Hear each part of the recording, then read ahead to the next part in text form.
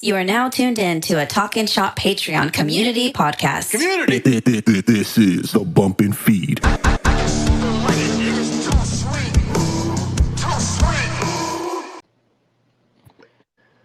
Welcome back to another week, another episode of the BumpNFeed podcast. Emerson is messing with his lights already into the show. I am one of your three hosts. I am Cade or CJ Gallows. With me, as always, my right-hand men, Emerson, the brains behind the operation, and my fellow color commentator, Cabana Boy, a.k.a. Andrew Hess. And this week, we got a huge one. We got an episode I'm very excited for. I'm sure if you're in tuned with the wrestling collectibles, old school or even new, I believe, all that online, if you're into that space, you know the name. Fresh off his appearance on the Major Brothers Wrestling podcast, I believe he did an episode with Matt Cardona as well, showing off his collection. We have Andrew from Mable Toys. So let's bring on our special guest this week. Hello. Yeah. Welcome. What's up, Andrew? Thank you for coming on, man. I'm going to do it like documentary style, new school documentary style, where the guy sits down. All right, we're on. We're going. We're going, Wait, brother. hold on 1 second. Ready? New Zealand. You know, like Hogan's lawyer. Yeah. New Zealand. What the fuck was that? Or am I allowed to say that? No, just say whatever you want. Say whatever. Okay. Do what you want. Great. There's another one too. That's pretty common in interviews where the person's like, "Fuck shit." Am I allowed to say that? Say whatever you fucking want to, man. Whatever you want to say. You're the All guest. right, well, I think we're ready now. Yeah, I'm Andrew from Mable Toys. All right. So if you guys don't know, which if you're into the space of wrestling collecting, you know Andrew from Mable Toys. He's got, from the videos I've seen, one of the best collections for all things pro wrestling collectibles, especially old school LJN, Hasbro, Galoob. Anything you want, that's the guy to call or hit up on Instagram for all your needs. But I want to get into it a little bit with you, man. First of all, obviously, you're huge into the wrestling space from the toy end. What got you into pro wrestling? Is it always been there? So like when I can talk about my first memory of realizing that I love pro wrestling, which is 1991. He knows the date. Oh yeah. Andre the Giant having his leg broken, by earthquake on TV. I remember that. I remember seeing that and being like, I feel so bad. I loved Andre the Giant right there because I felt bad for him. And I'm like, why is he hurting him like this? And my older brother, who, if you have an older brother, you know that they're just like determined to, completely ruin everything. He's just like, that shit's fake and like you're dumb, and wrestling was real when I watched it, which is 2 years ago, when Macho Man and Hulk Hogan fought at WrestleMania 5. And I'm like, oh, all right, dude, well, I guess I suck then. This is great though, and I'm into it now, so fuck you and whatever. But yeah, that was my first real memory. And then the big day, 1991 as well, my birthday, I woke up next to the Hasbro ring inbox like this. That's awesome. That's awesome. I woke up next to that and Jake Roberts and the Roddy Piper figure. So awesome. It was on from there, and I had my big thing before that was Ninja Turtles, and they were obsolete now. They didn't matter. I said it on the Matt Cardona thing that I did, the vlog that he shot for Major. That like every Royal Rumble I'd have for like the first 2 years, I'd have like the and by the way, the years in my Wrestling Figure Federation back then, the years were like months. Like, I'd have a Royal Rumble every month, and that would be the next year's.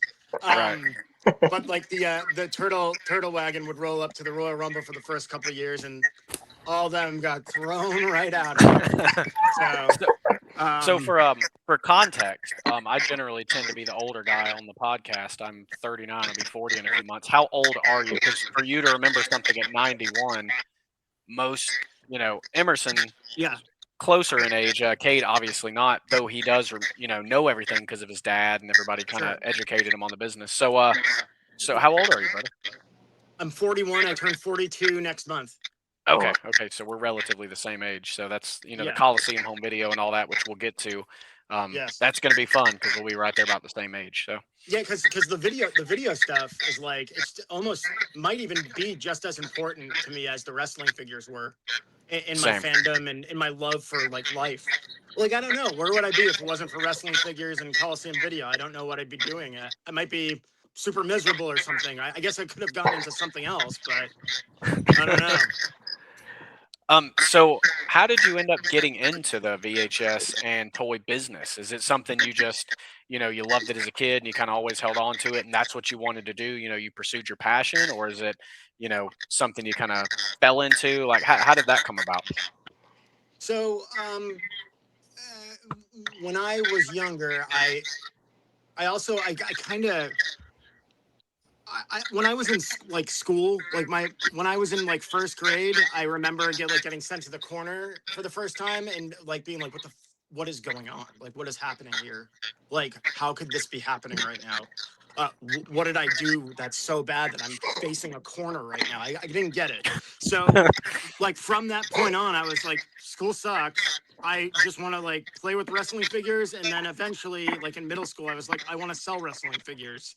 While I'm still collecting. And that's when the jacks were out. So my friend Lewis and I started an online store when we were like younger. We would go to, before GameStop, there was a store called EB, Electronics Boutique, yeah. Yep. And they had, I remember we would go to the mall, we'd each have $5. And this is sort of like, for the kids watching, like, don't do this. But I don't even know if you can anymore. But we would both put in our $5 because they had Miss Pac-Man for $10 at Electronics Boutique. And we'd bring it to KB and return it there because it was $60 there, and then buy wrestling figures for $60. So like we just started building our collections like that. We'd get dropped off at the mall by our parents and go to town and just, do it that way. So we started a store, an online store. This is like 98-ish, 97, 98. And then eventually with the video stuff, I mean, the rental so I was born in New York City. I moved to Massachusetts when I was like 2 years old. My dad got a job working at Timberland Boot Company, which was based out of there. And we had a video store that we would go to. And, when I was younger, we'd rent movies. I remember, when I was real young, my mom would like pick me up from whatever, daycare. We would rent like cartoons and stuff. But when I got into wrestling, I found out that they have wrestling tapes. And this one video store, they had one tape, and it was Royal Rumble 1991. And so that was the first wrestling video that I ever rented. And then, like, I had to get it back and watch it again. And I rented it again because it was the only one they had, too. And I was like, this is the best thing ever. I'm going to keep renting. I thought that Royal Rumble 1991 was the only wrestling video that existed because my video store, it was the only one they had. Yeah. So I rented that like 10 times. And then eventually, like, my dad figured out, like, why don't we just take him to this other video store and see if they have any more tapes because he keeps renting this one. And they had, they had a handful of tapes. And then eventually, back in the day, me now, if I know that there's something that I want, I can drive an hour and don't care about it, I mean, shit, like, I'll just, like, be playing my girlfriend in Yahtzee and get a triple Yahtzee and be like, let's go to the casino. We got luck going on. Drive to Tampa in 2 hours and it's like nothing, the video store, the video Blockbuster, which it was like 15 minutes away from our house. So back then to me, once a year we could go to Blockbuster. And I remember renting, I remember being with my brother. I rented Survivor Series 91, which is Hogan losing to Taker. Yeah. Oh, yeah. And my brother was like, hey, guess what? That shit sucks. I'm renting WrestleMania 5. 5 was good. I remember that. Yeah, so I was like, all right, cool, man, great. But yeah, so that's I don't know if I'm going on too much, but that was that's how I got into whatever the question was. That's how I got into it. Wrestling figures, video rentals, and then the business. Oh, and then eventually I started working for this video store, which is like at the time was definitely like half regular movies, half adult, and like adult toys. Yeah. And I started working there overnight, and I actually got that job through wrestling because my buddy, and I'll name drop here, my buddy Mr. Saint Laurent, who is a childhood friend, who was a guy who ran MLW for many years. He basically had different wrestlers working at this place, and I'm not a wrestler, but I'm his best friend. So like, Sure. I wanted a job and I wanted to move to Orlando. So I started working there. Do you guys know who Kentucky Jordan is, the wrestler? I do not. Maybe not. Probably not. He was working there at the time, and I ended up replacing him because he was leaving and moving back to Kentucky. But yeah, he was like a referee and a wrestler too. He was a funny guy, cool guy. But so I worked there forever, and then I was on and off working there. I was dating a woman in Vermont, and I moved to Vermont for a couple of years. Didn't work out, so moved back. And then I lived in New York City for 3 years. I moved back from there. I thought that I could go have fun in New York City. It wasn't even like I was bouncing around different places and like just having a blast there. But on and off, I'm always able to come back to this video store that existed till 2022. And eventually I came back to partially own the video store, which was cool. Wow. And that was for like a few years at the end there. And then we eventually, we had to close because it was time. Right. Yeah. So that's how I got into working with the video store and video rentals, as well as wrestling figures, because I was also doing this for a little while. Gotcha. Matt Cardona bought a very rare Undertaker figure from me in 2020, I believe. It was like a German catalog figure that I got in a giant lot of figures off of like eBay. And this figure was just like, it was so different. And he was told about it, and he got in contact with me, or he said online, have him get in touch with me. So I got in touch with him. Okay. And he bought this Undertaker figure from me, which was like we both found out that it's like a German catalog, one of a kind Hasbro, which I was lucky enough to have, which is, a lot of my, I work hard and, whatever, but it's a lot of luck. A lot of this is just luck. And to be able to do this it's a blessing and a privilege for me. So I'm happy about it. And a big part of his thing was I asked him, I said, well, listen, man, I don't have any like kind of social media or anything, but if you can just plug my eBay. He said, I'm not going to do that, but if you make an Instagram, I'll plug that. So make the Instagram and I'll plug that on my show. And that's how that all got started, till it came full circle. And he came by actually and saw what he had really helped create, a few weeks ago. All right, guys, I'll zip it for now. That's a life story right there. That's what these interviews are for. We want to get to know the person more than just, what we know on social media. So that's awesome. But I did have one question. So you told us about the lifelong fandom and just being hooked from an early age in wrestling. Were there ever any aspirations to get in the ring? Did you ever like consider wrestling training, or was it always like, I like it, but I'm just going to watch it, and I have found my way to make money without having to get hit with chairs? As a kid, I would daydream about it. I did think about it a little bit more when I was in high school, but I also kind of took a different route, like, which, you come to find out later that it really probably doesn't even matter. But, I was kind of like a hippie, and I started going to see this band called Fish with a PH. Yeah. They're like a jam band. And,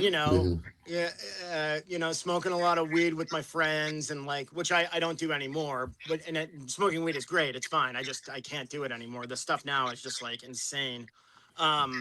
But yeah, so I started going to see this stupid drug band, and it was great. But I kind of realized, fortunately, I've met a lot of people and have very close relationships with some people who wrestled for a while. And they all, they had like, I got to manage my buddy a couple times on shows like in New Jersey. That was fun. I've gotten to referee a couple times. By the way, anybody who's aspiring to be a wrestling referee, never wear shorts. Do not wear shorts. I got to referee. I found that out the hard way. I came there, my hair was down to here, and I had my striped shirt and my shorts on. No way, don't do that. But yeah, never really like so much. Like I kind of, of course I've thought about it. I think every wrestling fan, thinks about them being the one to end the Undertaker's winning streak at WrestleMania. Sure. But once Brock did, I was like, nah, it's over. I can't. I'm not gonna be wrestling now. Yeah. So Andrew, how did the Matt Cardona video, how did that come about? You being on the Major Wrestling Figure podcast, and also this is kind of a two-part question. So like, how did it come about, and then also what was it like having Matt there at your house, even though you've met him before, but hanging out and doing the recording there?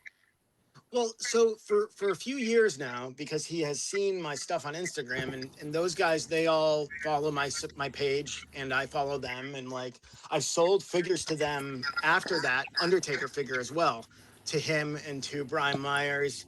I we've done business a few times, so over the years, because obviously Matt Cardona is a very, very busy guy. Yeah. In fact, I would say that he was probably even more busy when he was out of WWE for those 5 years, because, he's 100%. doing everything. He's got his hands in everything. Now he's probably on a certain schedule and whatnot. I don't know, but he would talk about, I got to get there. I said, yeah, man. Yeah, that'd be great. Like, I would love to have you, it was like a couple of years of build where he was saying, I'm going to get there. Every time we do a deal together, he'd be like, one of these days, man, I'm going to do a vlog over at your place. And eventually, the timing of it was perfect, man. 'Cause I was so happy to have him this time. Everything kind of fell into place. It was, I think you asked about, how I felt with him coming here. I was nervous about it because, I'm not necessarily, I don't know. How do you prepare for that? I was very nervous for a couple days. And then when it was done, I was so happy. I took a shot and a half of vodka before it because I was so nervous, and I'm just pacing around my house like, oh shit, like Matt Cardona's coming here. I'm going to be on film. This is crazy. And I recently purchased a Mr. Perfect tracksuit, which is fucking awesome. Like, Where did you find that at? So a buddy of mine who also wrestled, my friend Brandon, he's my best friend. He wrestled here in Florida for many years. But he asked me if I know what brand Mr. Perfect's tracksuit is, like 5 months ago or something. And I was looking at old clips of it, and I just, the footage was always so blurry, and he didn't wear it that much. I could never tell what it was, and it was driving me crazy. I swear I looked for like 3 to 5 hours for like 3 days or something, trying to figure this fucking thing out. OCD driving me crazy. I even asked Matt Cardona, I said, hey, man, do you know what tracksuit Mr. Perfect wore? What brand? He's like, I don't know, man. I have no idea. It's like, all right. Nobody knew. And then fast forward to like just before this year's WrestleMania, they put out the WWE Vault, which is like a really awesome. You guys probably know about WWE Vault on YouTube. It's really excellent. They put out a compilation pack of Macho Man versus Elizabeth from WrestleMania 8, the build to it. And finally, I got a clear view of this guy's tracksuit, and I see it, and I'm like, holy shit! And it's got a star on it, and it says Magic, and I look it up, and of course it's Converse because the star, Magic Johnson. It's like Magic Johnson had his own line of like tracksuits and athletic gear at that time with Converse, because he was a Converse guy. I think Bird was a Converse guy as well. So I looked on eBay, I looked everywhere on the internet, and I found just one. It was the only one. It was like $50 for the entire tracksuit, like as good as new. Mhm. It was a size large, which I'm a little bit bigger than that. I'm an extra large or a double XL in some cases. And I got it, and it fit like a glove, man. It was perfect. It was like I couldn't believe it. So that's how that came about. And I wore it for when he came here because he was a part of it. I told him, I said, I found the fucking tracksuit, you know, the Mr. Perfect tracksuit, and he was happy for me. So I wore that when he came, and it ended up being good because I think the people really enjoyed seeing me in my cool Mr. Perfect tracksuit. Yeah, I was stoked to see it. I remember him wearing it in some of the vignettes, and then the I want to say, I could be wrong, but I want to say I saw there was a feature on one of the Coliseum home videos, and I could have swore he was wearing that orange suit because I watched your video with Matt Ah. at work, and as soon as I saw it, that's where my mind went to, was that, and then some of the vignettes when they were introducing him, but I could be wrong. No, I think he might that might be that Invasion 91 with the Flair pack. That it's got Flair versus Sean, Rocker Sean, and Flair versus Brett. So maybe he's in some of the vignettes for that, or whatever, the promos for that. Yeah, because I could be wrong again, but I believe he was managing Flair in '91, right? Because he was hurt. Yeah. Yep. Yeah, that's the video where I think that's the video where Sean Mooney and Lord Alfred Hayes are in space, like Star Trek. Yep. That was the theme of that one. It's good stuff. That was it, man. They don't make the good videos like that anymore. Thank God for the WWE Vault, like you mentioned, because that shit's brought back a lot of tapes. Because you know, those tapes have gone up so high in price, and I know you deal with those. Yeah.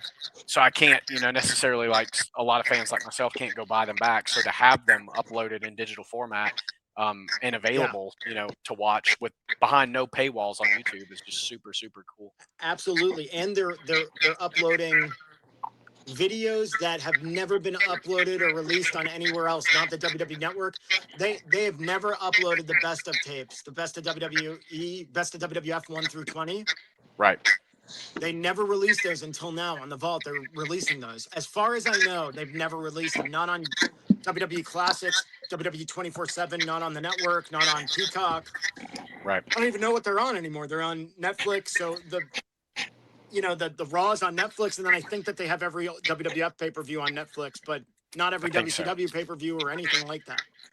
No, and that bummed me out when Peacock went away, and all that footage is just kind of gone. Like, it doesn't seem like there's any bidders on it. It doesn't seem like it's really going anywhere, and that sucks, man. I love watching old WCW and some old territory stuff, and like a lot of it's just not there to find on YouTube or anything. Yeah. Yes. I really liked WWE 24/7 because for some reason I'm the kind of guy where if I have everything, I like don't care as much about it. At least with WWE 24/7, they would like upload the same Raw week and same Nitro week together every 2 weeks. So like I'd get excited, like every 2 weeks I'd have like another Raw. It felt like I was watching it again, like it felt like it was new. It was new, and I'm not even rewatching it, I should say. Like I would wait 2 weeks for each of these to upload, in 2006 or 7 or whenever WWE 24/7 was a thing. But once the network came out, yeah, of course it was cool, but like it's just having everything. It's just sort of, I don't know. I got bored with it because I just have it. It's all there. Like, I don't know. I'm weird like that. I think maybe you guys know what I'm talking about. It's like, if you got everything, then you can't appreciate it as much. Exactly. Yes, exactly. Yeah, it's almost like when you're, collecting, and I remember, again, a couple of years ago I completed my set of Hasbros, and once, the chase is the fun part, and once it was over and I got that last figure from series 11 was green cards, when I got the last series or the last figure, it was like it's kind of over, and you got them, and they're in the display case and they're cool to look at, but again, the fun's kind of gone. So Yep. Well, now they have all these different companies that are making other figures that they never put out. There's like a decent Barbarian figure that came out from Epic Toys, and like, so a lot of people are just, they keep going with it and they keep going. And there's some guys that I could like break an arm off of this figure and say that it's an error, and like someone in Yep. England might be like, "Oh, I need it." Not that I do that, but they people just want more, and they keep going once they run out of stuff to get. But Yeah, it's with just all the how it is. Hasbro-esque figures re-releasing, they're coming out with so many, and like you said, there's probably 3 to 5 companies that are really putting them out all the time, and they're Yeah, not cheap, because these are smaller companies, and it's expensive to produce these items, and it gets to the, I had, I think the first,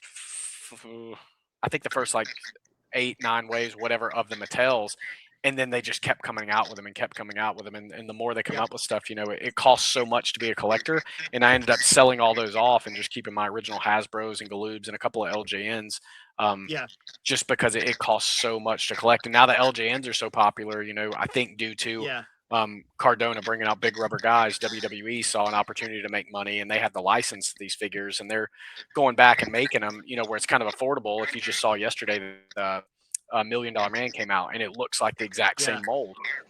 yeah, So yeah. instead of I paying, put in my pre-order for that. Yeah, and all yeah, those that came out yesterday. yeah, and those on card are well into the hundreds and hundreds of dollars. If some of those figures are getting the Ted DiBiase, I think I believe he was a black card. Yeah, yeah. DiBiase was. I don't. Was DiBiase a black card? I think that he was I Series thought he 5. was. I thought he was a black card. I could be wrong. Let me But see like here. those figures on card are thousands. So to get them to be able to go out there and He get is a something to black put in card, your man. collection. He might have Okay, been re-released also as a black card, because I believe they he was. re-released a few of them. So, yeah, I yeah. believe he was. He was a Grand Toys '89 black card. Yep, Yeah. you're right about that. So most of your sales, I was curious about this, doing a little bit of my research on you before we had you on. Most of your sales right are online. Yeah, yeah, yeah. Pretty much all of them. I mean, I do have people that come here every once in a while, but it's only people that I've really done stuff with online, or famous people. No, no, but really, like, if a customer has done stuff online and they're visiting Florida, and I'm here, I'll have them come, and it's cool. But yeah, Ha- yeah, mostly online. Yeah, Have you considered, because you mentioned how well it's done and you've been able to do it as a full-time job, have you considered opening a store or something where you can display your collection, not and you can have people come into like a storefront and really look at what you got and shop from there, or are you yeah. comfortable with the online thing? Yeah, yeah, mix of both. I mean, I've definitely thought about it. I know that if I were to, it would be, of course, an extra whole lot of money to pay rent for a storefront.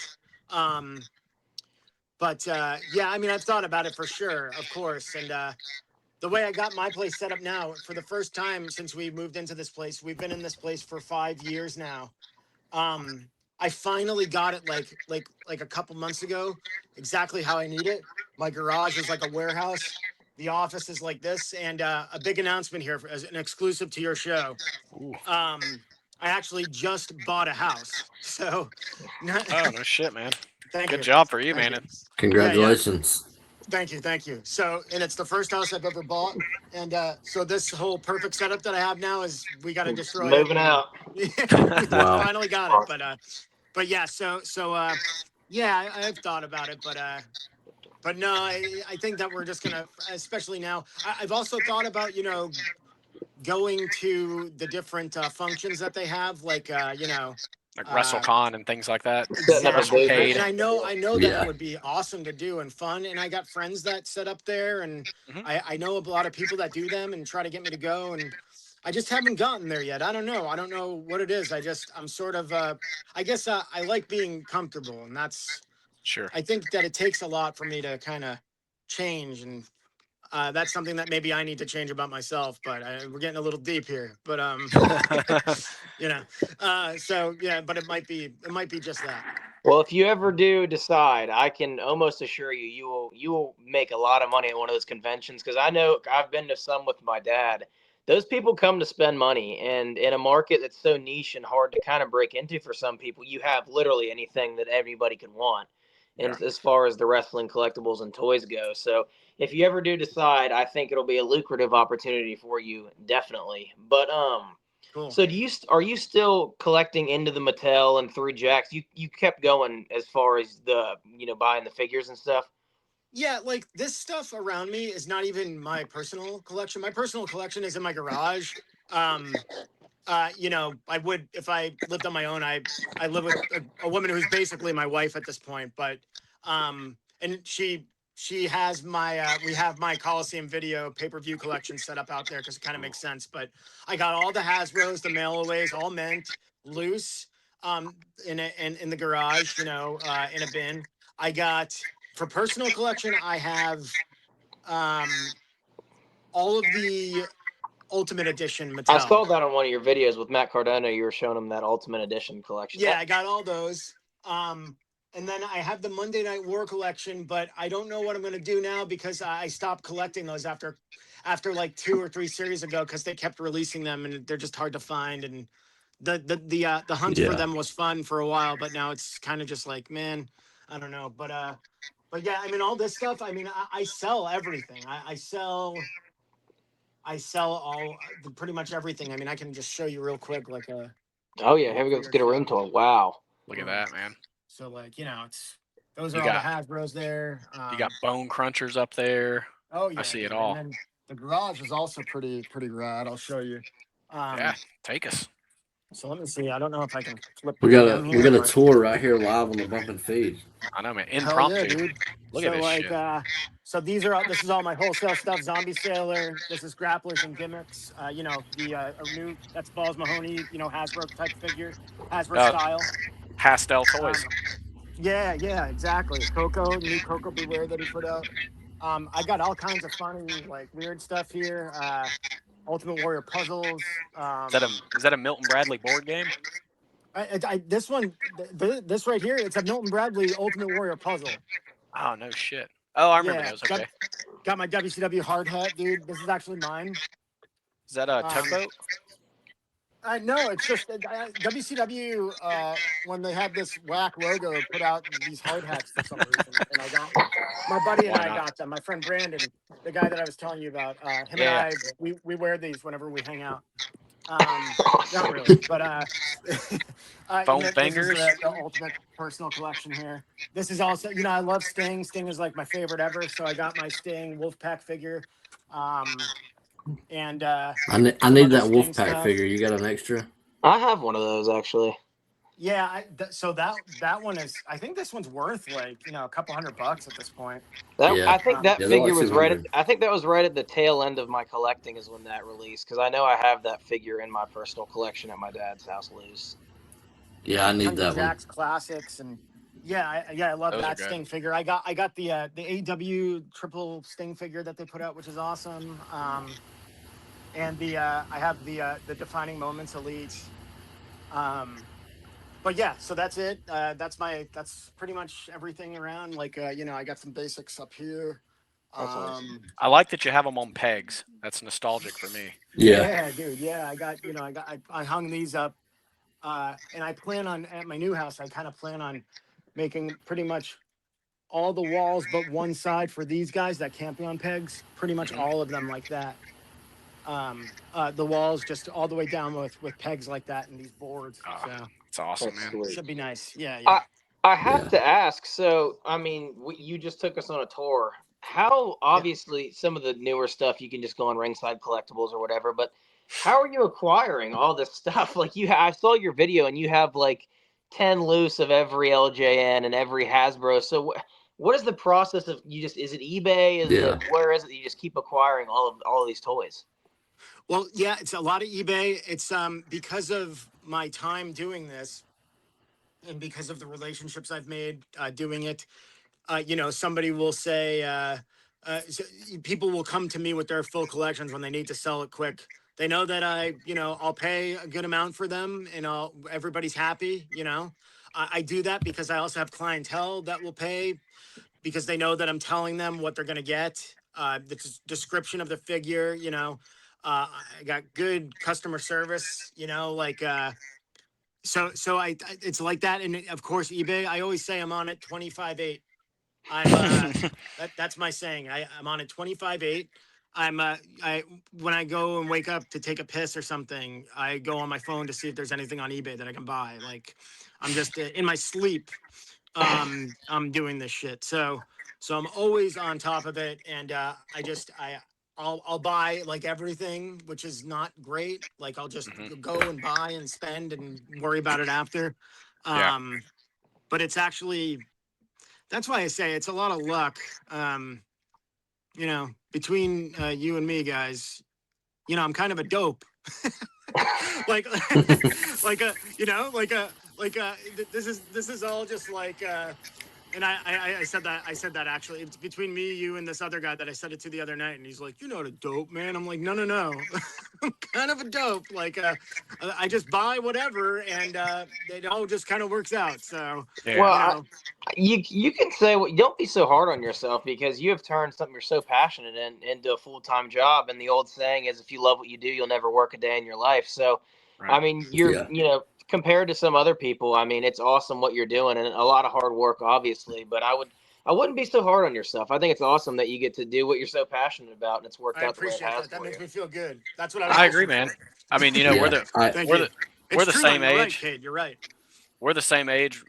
Emerson's right up there. Cade's obviously the baby of the bunch, but look at you, man. You're selling the shit that I grew up with a kid. That Emerson.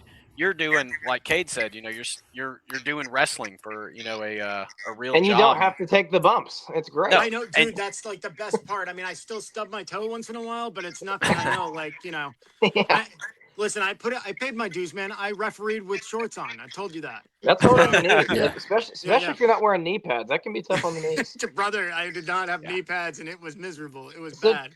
so do you when shows will come close by, do you go to like AEW, WWE events or whatever, or do you stay away, or are you a big fan of going and seeing it in person as well? Yeah, yeah. So like, man, my girlfriend and I, who, she has older brothers, very athletic family. They went to, her brothers went to WrestleMania 13. Mm, Um, and, uh, and like, so she kind of like, when we got together, and it was like right at the beginning of COVID. She was like, "Oh yeah, I kind of know what's going on with wrestling," and her and we watch together, once in a while. I don't watch the weekly television for any company anymore, and that's been a right. while. But I'll watch the bigger events. With AEW, I've ordered two AEW pay-per-views. I ordered the last one that they had, and I ordered all in last year. Hmm. I was blown away. I thought it was like it made me feel like I was a kid again watching it, because Hmm. I felt so good watching this wrestling show. I was so happy. Um, I ordered your dad's pay-per-view during COVID. That was Talking cool. shop.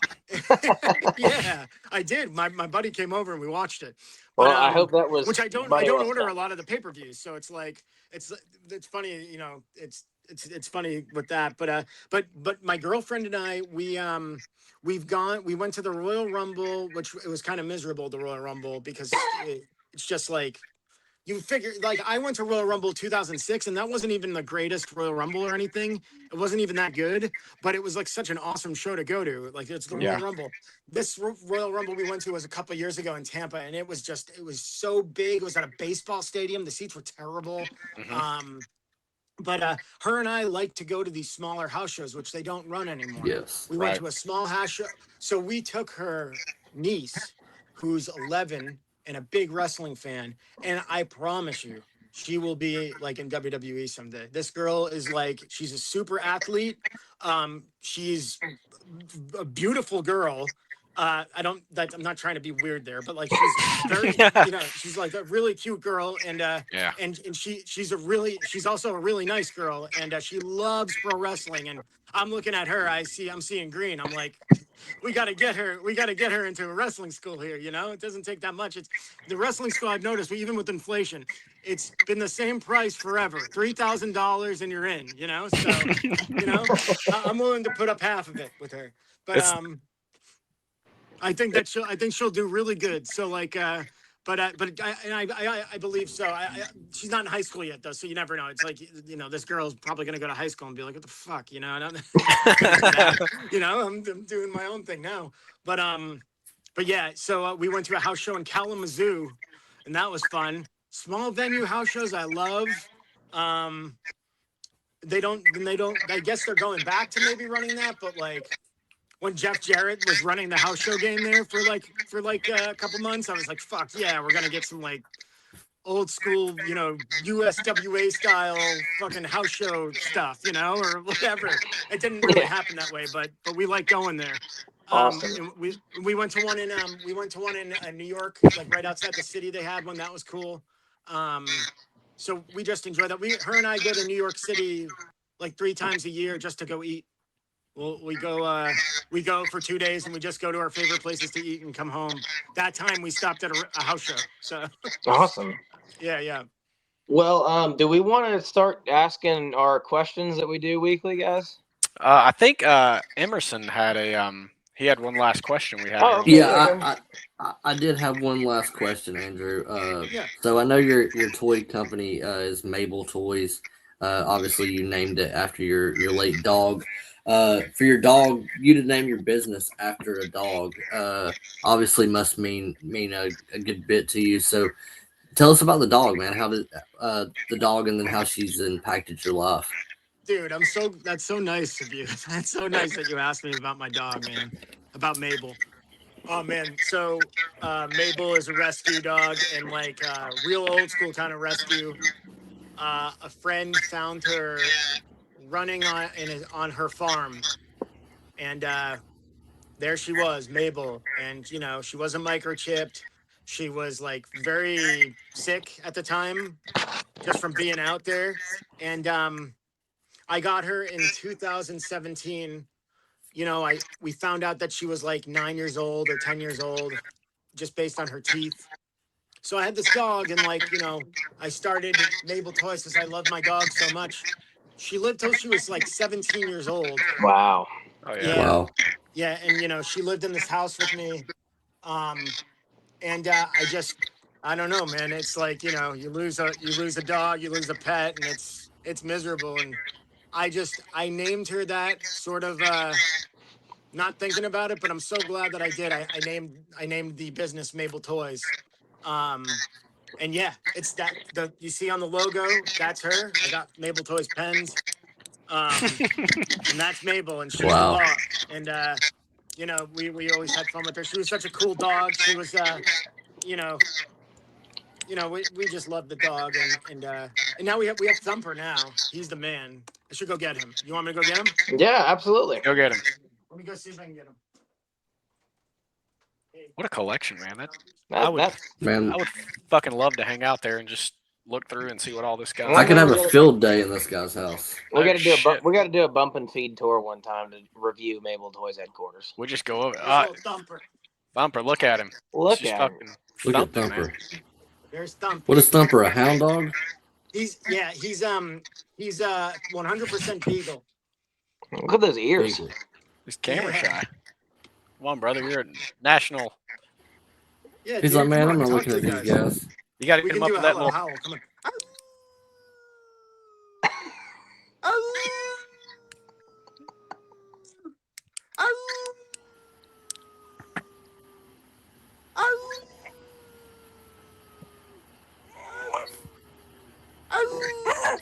There it is. There he goes. He's officially on the All pod. right, there you go, guys. I thought that was important. His voice is forever on the BumpNFeed podcast. It is. Great. All right. So yeah, so that was Thumper, but you know, Mable is you know, I love Mable forever, and she'll live forever through the toy company and the business here. Yeah, so. she's iconic now. So. Absolutely, yeah. Well, I'm now trying to get a figure made of her, you know, Oh, and that'd like, be donate everything to the Beagle rescue that we got Thumper through. Like, you Get, know, like I've been talking to some people about that. So that'd be awesome. Get Josh from Zombie on there. He's made a dog before. Yeah, he actually just texted me now. I owe money. So Oh, no shit. yeah. I don't. It's not like a debt or anything. I got to pay for some figures from him. So Yeah. Awesome. Yeah. Well, do we want to now? Does anybody have any more questions before we switch over into our questions that we do weekly? No, let's jump straight into the fun stuff. All right. yeah, I got a question. Does anybody have $20? I owe this guy money. I actually left my wallet in my buddy's truck. Hopefully, it's in the Yeah. mailbox when we get off here. Yeah, the number one rule: never ask the boys for money. That's it. You gotta. I learned that from someone. Trust me. I recently got my first payday in wrestling. Let's see what, Kate. I've been doing this about 10 years, and I finally got my little white envelope from your dad one day. Hell Awesome. yeah, dude. Fuck yeah. It was good shit. Yeah, dude. So I'll start off with my question, and then we'll go around the room. Whoever wants to go from there. So it's pretty basic, but for the sake of the everything's about toys today. It seems like in his awesome collection. So, what is you guys' personal favorite wrestling toy? Let's see. Shit, Mabel, we'll let you lead off because I'm. This is tough. I'm gonna actually try to dig mine out over here. So go ahead, Mabel. It's so hard for me to say. When it comes to Hasbro, I really, really love the Bam Bam Bigelow figure. I love that one. The Sergeant Slaughter figure is awesome because it looks so much like him. Man, I'm trying to think of like some sort of, really in my adult life, my favorite, I don't know if you consider it a toy because it's like a game, but the board game, the Wrestling Challenge board game from 1991 is an awesome game. A friend of mine, my buddy, still plays it with me. We still have days where we'll set up a time to play this game. It's a very cool game. So that's one of my favorite things they ever put out. It's one of those things that, WWE or WWF would put out something, and if it's not just completely wrestling, usually it was, no good for me, at least, Right. I mean, but they got it right with this board game. It's awesome. So that's one of my favorites, and I guess favorite wrestling toy. It's hard for me to say. It's a good question, but there's so many of them that I absolutely love. I love the Ken Patera LJN. I think it's awesome. That's a good one. He's got the flex. Yeah, and like the WWF sign. I like the purple. Yep. It's very toyetic, as Cardona and Myers got yeah. kind of that big buzzword in the collector world. That is true. It is. It's toyetic for sure. Awesome. Well, Andrew, do you have, or Cabana? Yeah. I think we got two Andrews in here now. Yeah, I dug mine out. So I'm having a hard time with just one. So I'm going to go two. Again, being a Southern kid, growing up watching WCW on the Superstation in the late 80s, early 90s. Love the Hasbros, but I'm super partial to the Gloobs. They were easier to find regionally. The Kmarts around me had them, which I think they were exclusive to Kmart from what I read. But I'm going to go with the Brian Pillman. Loved this one. And I loved the Sid Vicious. I was always a big Sid guy, and he had such a good power bomb. He's just right there, ready to go. That's a great figure. Yeah. So those are going to be my two favorites. I just sold. I got the pink one right here, the UK. Oh yeah, I had the whole set of UK ones, Elegante and everyone, and I sold them a few. I can't remember how many years ago I sold them. That probably just needed money, Oh, and by the way, let me change mine. My favorite wrestling toy is this one because it was just laying here because I'm putting together these elites, and it's like perfect for this podcast. It's so silly. There you go. Nice little podium. Little slammy podium or whatever that is, Hall of Fame. Emerson, what you got, brother? So mine is simple. It's not a throwback to my childhood or anything like that, but it's some figures that I really dig, and I have the Cardona ones and the Myers and the Gallows and the Anderson back here. But I really like the Super Sevens, man. I love the figures. I just like the way they look. They come with a lot of accessories. They look good in packaging, and they look really good signed sitting on a shelf. So they do. I think mine would be, and mine aren't going to be as old school as you guys, because obviously I grew up in the Mattel era, but I think my I have two that I can remember playing with a lot. I think it would be the Macho King. I think it was the defining moments when he's in the purple and white. Mm-hmm. And over time, I think I did lose the hat and the jacket, but that'd definitely be one. And then the second one, because it was so hard for me to find for some reason, I love that figure, was the Shawn, was it Royal Rumble when he's in the white and with the red hearts? I'm trying to remember the pay-per-view or what event he wore. It's iconic gear. I thought it, and I could be wrong, but I That would thought have been WrestleMania 10. I thought it Yeah. was 11. Yeah, it's the ladder match, right? 10 is the ladder match. Yeah. Yeah, so No. those two Yeah. were probably my two favorites I played with a lot. And a funny story for my figure collecting days, I realized that, obviously when I grew up in Mattel, they had, the joints and all that. They move very well. But sometimes they would get hardened up and they wouldn't move as well for the move. So an old trick I learned is I would leave them in my mom's car over the summer or throw them in the microwave. Heat And they them would up. and they would loosen up, and then I could do whatever spots I wanted. So that it reminded me of that talking about wrestling figures. But those would be my two favorite right there. Was it that gear, Cade? Yeah, it was. Okay. Yeah, the elite of that one, and then actually that another one I really liked. I think it was a 4-pack where it's like Sting, Luger, and they're all in the face paint. Oh yeah, the that's Bash of the Bash Beach. 96. Bash right? of the Beach. Yeah, I got that set, Yes. and with all of them in the paint, Macho. Macho Man too. Yeah, Yep. I loved those figures as well. That's awesome, man. What's your question, Emerson? I'm glad that you put me on the spot because I really didn't have one this week, to be honest with you. But I can go. I will. I can go and start. Yeah, you go. You go, and then I got you. So I'm gonna not just keep it to VHS tapes because Cade, but favorite wrestling tape. Obviously, Andrew, for you, you and I growing up Coliseum videos, Turner Home Entertainment, and all that. Emerson, I'm sure you rented these too. So Oh, yeah. favorite wrestling tape or pay-per-view, that you rented as a kid, or Cade, I don't even know if you ever had the pleasure of going to rent a movie. I remember a Blockbuster from when I was really little that closed very early on in my childhood. So my favorite, I'll lead off, would be, it's two of them. Wrestle War 91, where they had the war games. It was the famous one where Sid almost killed Brian Pillman. Yeah. I rented the shit out of that tape. And WrestleMania, you got that one? I think so. Hold on. No, I have. No, I have Wrestle War 89 right here, but Okay, that one and WrestleMania 6. That box art was so fucking good, and I would go to Blockbuster so much for that one. They knew I was coming every Friday. Look at that, the Ultimate Challenge. yeah, I made sure because so.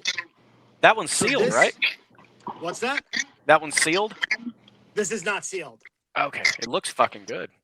So yeah. So this WrestleMania 6 is a big box, Yeah, they have the styrofoam on the side. Yeah. Normally they do. This one does not. But I actually recently got this, which is a smaller version of it, which I've Kmart never exclusive. seen before. Kmart exclusive. Yes. Who said that? Me. Yeah, dude. I did not know about that. Yes. Yeah. I got it. I was in shock. I was like, why is the case small? This is amazing. And I posted on the group. I'm like, I have a small WrestleMania 6. And yeah, people were like, that's a Kmart exclusive. I couldn't believe that, man. How cool is that? Yeah. The big box is, God damn, and by the way, iconic. the only video that I ever ordered from the Coliseum catalog was WrestleMania 6 when they were on sale. I was allowed to buy it. It was maybe 95. They released the WrestleManias. They were $20 from the catalog. Wow. Yeah. They were, a lot of people, forget or just don't remember how expensive VHS tapes were, like when they came out and they were new. I want to say they were like $40. Yeah, for a lot of almost the 100. A lot of them. Yeah. Almost $100. Crazy. Yeah.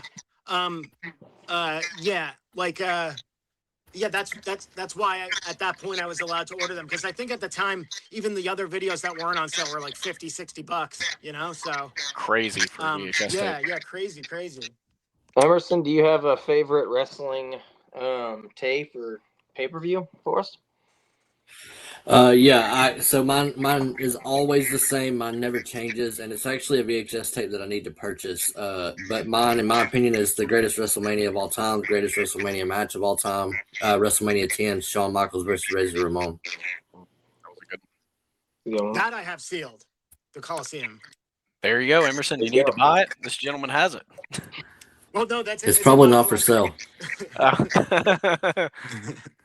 I think so. For me, obviously, I didn't grow up with the going to rent 'em or whatever, but I do have a DVD that I think my dad mentioned, and it's very obscure. But as a little kid, my dad had an Escalade that had the movie screen in the back, and you could put in the DVD. And I watched the same DVD. I had the whole collection of MTV's Wrestling Society X. I had the Hell yeah, complete dude. whatever 1 or 2 seasons, and I watched it for probably from kindergarten to about second grade every day on the way to school. So that would probably be my first memory of really watching a wrestling DVD, and so it's always going to have to be my favorite, Wrestling Society X. It's funny. I know you brought that story up a couple times, but I remember us going to shows. We were being driven, and we were in the Escalade before it was wrecked by Papa Jim, and I remember you having that in the back. Yeah, it's still some. I think Papa Jim actually, we gave him a lot of the DVDs when we moved out of our house. He might have taken that with him, but very iconic memory and a story my dad likes to tell. So That's awesome, man. That's a great first memory of Wrestling Society X. It's very obscure. You got Teddy Hart in there. yeah, I fell in love Falling with through Vampiro that there. wire or whatever, like with Yeah. the explosion, like Yeah, the way that they had it set up. that's where I cool. And discovered. That's where X-Pac in it, right? X-Pac, Yep. Vampiro, who else? Chris Hamrick. I think Seth Rollins did some stuff there early on. Teddy Hart, Yeah. obviously. But do you have a favorite tape or? Yeah. What about you, Andrew? You have all of them, so. Yeah. So, like I was saying, the Royal Rumble '91 just has always stuck with me. Royal Rumble '92 is just that is like that hits me in the sweet spot. Royal Rumble '92, and then WrestleMania 8 I love because it's the only pay-per-view where the entire, and this is what, forget about this Tuesday in Texas, because to me it doesn't count because it's shorter. Right. It's the only full pay-per-view where every match has a Hasbro. Shit, I've never 8. I've never noticed that. Well, Yeah, and also in gimmick, like in the like every wrestler in their gimmick is on that tape as a Hasbro. that's awesome. Yeah. So I love that one too, and that just that time really, like late 91, 92 really hits a real sweet spot for me. It makes me feel comfortable just seeing the photos of the wrestlers from that time, even, and just remembering that stuff. And by the way, WrestleMania 8 was actually really good. And Royal Rumble 92 is like the best ever. So Yeah, I mean, Yeah. to some, to me for sure. I would agree with that. it's definitely up there. WrestleMania 8 is really awesome. I mean, there's a few really good matches on there. Piper versus Brett, Intercontinental title. Mhm. The opener was good. Tito and Shawn was a really good match. Yeah, it was. And then and what else? The Macho and Flair, right? Yeah. So a great show. They in '92 they had some pretty good shows, man. SummerSlam '92 was also really good for some of the card.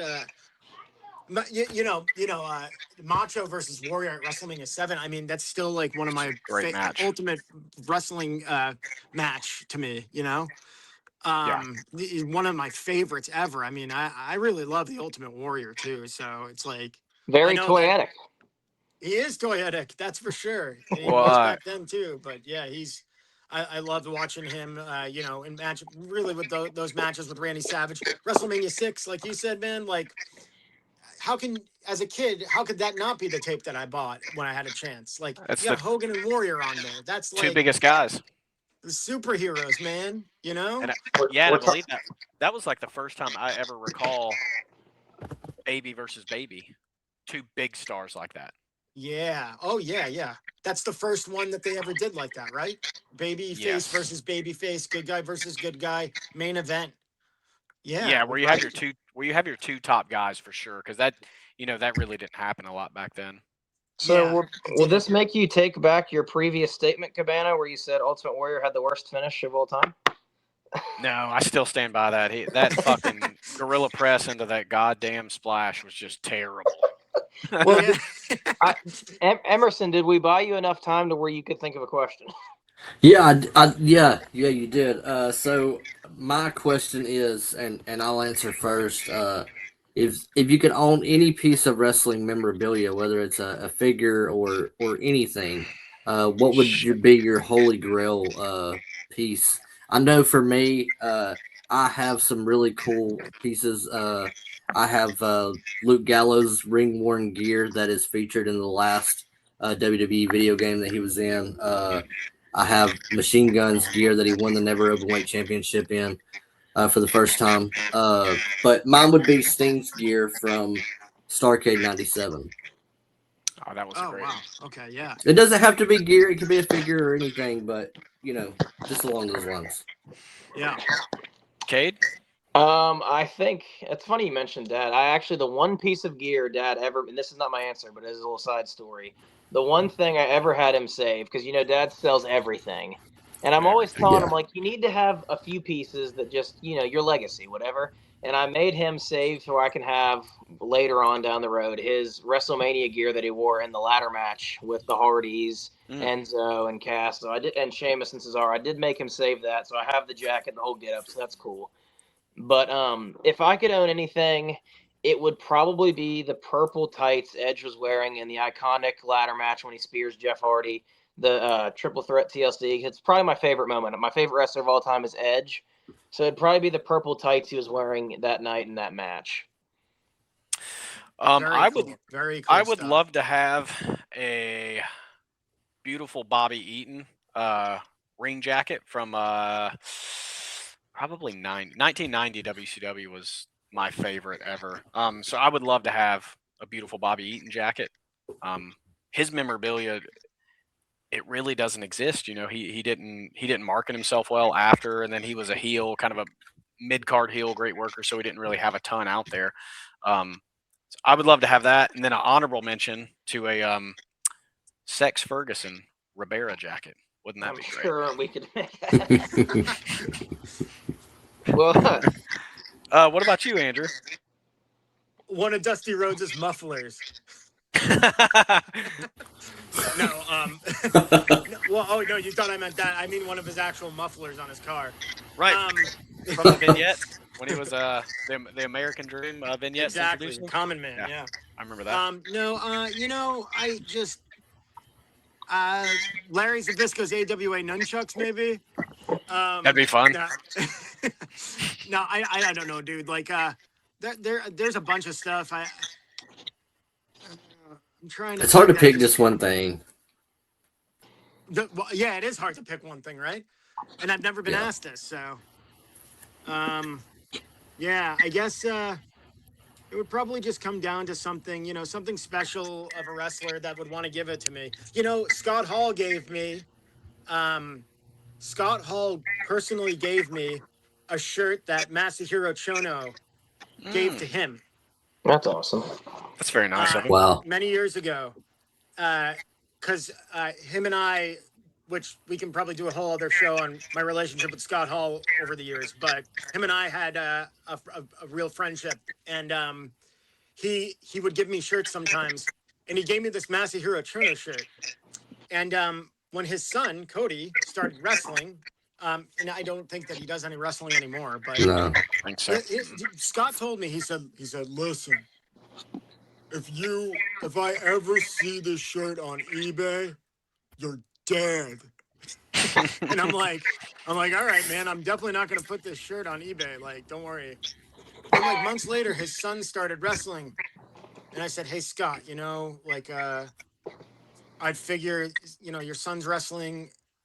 And like, the shirt, it doesn't actually fit me so well, but I figure maybe like you'd want to give this special of a shirt to your son, because you guys are together again and your relationship is better now, and maybe you'd want to give this to him. And he goes, I never seen that fucking shirt in my life. And I'm like, That's a great story. yeah. So I don't know, maybe something of one of the people that I was lucky enough to are in the wrestling business that I've met and developed some sort of friendship with. Maybe something that they would have wanted to give me, besides a Chono shirt that he would forget about. But I Maybe know some one of of my Matt. friends is always trying. One of my friends who is also friends with him, he's always trying to figure out a way to scheme some of his some tights that he could wear because he was a wrestler as well. But that's over with obviously when Scott passed away. But yeah, so I don't know. Maybe That some Matt Cardona Indie God gear. Yeah, you know what? Why not, right, dude? Like maybe he'll give that to me someday. I can put it on display here, Mable Toys Museum. Do you have a question for us that you would like to ask as a part of our little segment? Yeah, I was gonna ask about your favorite wrestling figure, but you guys already did that. I think that was Kate's question. So, I'll ask a question that's a weird question. It's easier to answer. It's easy to answer and it's quick. That I asked my buddy the other day. Okay. We ask each other questions about wrestling that make no sense and they're ridiculous. I asked him if he thinks that Vince McMahon has said the words WWF in the last year. So that's the question. Yes or no to each one of us? Yeah. WWF. I would Like, say has Vince McMahon said the words WWF? Yeah, I used to own the WWF. Like, has he said that to someone? Or I like, would say 100% because I think that he is probably still involved, not necessarily in WWE, but in a way, and he probably refers to WWF a lot as the golden times compared to what he sees on TV now. So he probably is, somewhere. Well, when I had the WWF. okay, Yeah. okay, good. So, because my buddy didn't think so, and I kind of thought maybe he would say WWF for some reason, and that makes sense. I agree. I think he has. Funny enough, I still a lot of the times find myself referring to it as the WWF over the WWE. Absolutely. Yep, same So here. yeah, I about guarantee you he has. And then especially, they've shown him here and there, since his exit, and he seems to be like really interacting with fans a lot, be it for PR or whatever. But I've seen a lot of videos where he just kind of hangs out outside, and he'll, people catch him at, I think it was at a steakhouse and then one at a courthouse, and he From the was steakhouse to the courthouse. and he was out there, shaking hands, taking pictures, signing autographs, and like not rushing through it. He was kind of spending a little bit of time with fans. So I'm gonna say yeah. How about you, Emerson? I will say no. I Damn. think that he is so into the change, or was so into the change from WWF to WWE, that he does not refer to it as the WWF at all. I think Emerson just wanted to be different, but that's okay. I mean, What about it's Andrew? true. I mean, he did not want to pay off those pandas, man. He did not want to pay off the WWF, and he probably could have donated some money, but he just said, "Nope, we're going to change our name. You're not getting anything from me." Yeah, get the F out, man. Yeah. How about thinking, bring the F back? That'd be a good slogan. How about you, Andrew? Do you think he has? Well, I'm gonna change. So when my friend the other day said no, I was like, oh yeah, I agree, because I'm like I'll just follow. So since it's 2-1 on the yes, I'm gonna go yes. I think he has said it, and really I think he might have said it because of the reason that Kate gave, that he might have been talking to someone or thinking something and said, when I owned the WWF or whatever it is. Yeah. So I do think in the last 365 days, Vince McMahon has said the letters WWF and the word and whatever. We'll probably never know, but it is a fun question. I do like how it was different because, we do a lot of, favorite this, favorite that. So it's definitely different. But, it's a very fun question. Very fun question. Yeah. But we are getting to that time where we're going to open up the floor to everybody, but especially our special guest for this week's episode. Anything you want to plug? Everybody knows. Make sure everything you have is out there for the people. Sure.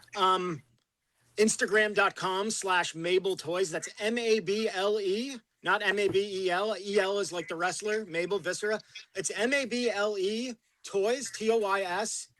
Instagram.com/Mable Toys, at Mable Toys, MABLETOYS on Instagram. Awesome. And you can find me on eBay too. I'm on eBay as Mable Toys. You can contact me anywhere. If you just type Mable Toys on Google, you'll see me. I got commercials. I put out a new commercial every year for my big Black Friday sale, which is always intense and the busiest time for me. And we'll be having one of those again this year, this coming November. Mable Toys, man, just come and find me, come and see me. I promise you, I will help you get what you need when it comes to pro wrestling figures and even some pro wrestling videos and other merchandise. So I got Awesome. you. And thank you so much for having me, guys. This was a lot of fun. I really enjoyed my time with you doing this. Thank you endlessly. Yeah, Dude, thank you for coming on. That's awesome. Hopefully we can. Yeah. I talked to the guys. I said if I ever have a booking in Florida, I'm going to bring the crew down. We're going to come check out your spot if you'll welcome us in. You're absolutely more than welcome. I would love that. I'd love to have you. Awesome. Well, for me, you guys know where to find me at _CJ Gallows. I just started a TikTok where you can see some of my stuff, but mainly Instagram, CJ Gallows, on Twitter, on Facebook. You guys that know the struggle with that. We're in a name changing dilemma between my shoot name and my wrestling name, but everything's CJ Gallows. Find me there. I'll open up the floor to whoever wants to take it next.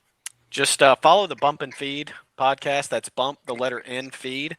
My handle, straight up there. It's my government name that your dad has only recently learned after 10 years of knowing me. Emerson? Yeah, follow the Bump and Feed. Make sure you check out all the merch sites. ProWrestlingTees.com/Bump and Feed. There's bumpandfeed.dashery.com. You can follow the Instagram account, follow the YouTube page. You can follow me on Instagram at Heel Emerson, at HeelEmerson. I just want to say thank you to Andrew. Thank you to CJ Gallows. Thank you to Cabana. I appreciate you taking your time out of your day, Andrew, for coming on, telling us about your business, talking about your history in the toy business. Until next time, guys, I appreciate everybody for listening to the Bump and Feed podcast, and we're out. Peace and love.